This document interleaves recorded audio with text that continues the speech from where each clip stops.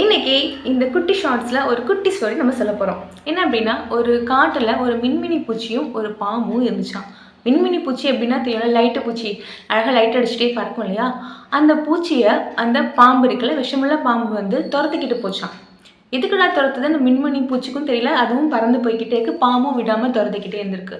அப்புறம் மின்மினி பூச்சி வந்து ஸ்டாப் பண்ணிவிட்டு திரும்பி பார்த்து கேட்குதான் பாம்பை, இரு நீ எதுக்கு என்ன துரத்துக்கிட்டே இருக்க, உனக்கு என்ன வேணும் அப்படின்னு சொல்லி. இல்லை எனக்கு வந்து ஒன்று சாப்பிடணும் பிடிச்சி, எனக்கு ஒன்று கொல்லணும் அப்படின்னு அந்த பாம்பு சொல்லிச்சான். அந்த மின்மினி பூச்சி வந்து, நான் எத்தனுண்டா குட்டியாக இருக்கேன், உனக்கு போய் என்னை சாப்பிட்டா வந்து உன் வயிறு நிறைய போதா, அதுக்கு அப்படி இருக்கும்போது அதுக்கு எதுக்கு என்ன துரத்துறேன் அப்படின்னு சொல்லி கேட்டுச்சான்.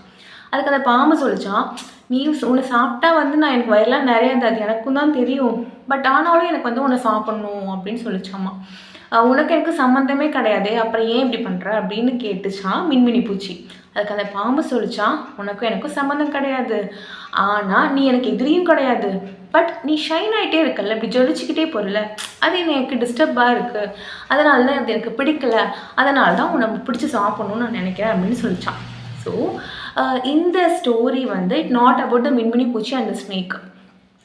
நம்ம நிறைய பேர் பார்த்துருப்போம், நம்ம கூட இருக்கவங்க, அவங்களுக்கும் நமக்கும் சம்மந்தமே இருக்காது. அவங்க ஏன் பொறாமப்படுறாங்க, அவங்க ஏன் நமக்கு அகெயின்ஸ்டாக நெகட்டிவான விஷயங்களை செய்கிறாங்க அப்படிங்கிறது நமக்கு தெரியவே தெரியாது.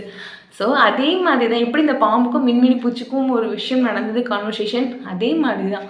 ஒரு சிலர் சந்தோஷமாக இருந்தால் ஒரு சிலருக்கு அது பிடிக்காமல் தான் இருக்கும். அது ஏன் எதுக்குன்னா நம்ம வந்து ஆராய்ச்சி பண்ணிகிட்டு இருக்கக்கூடாது.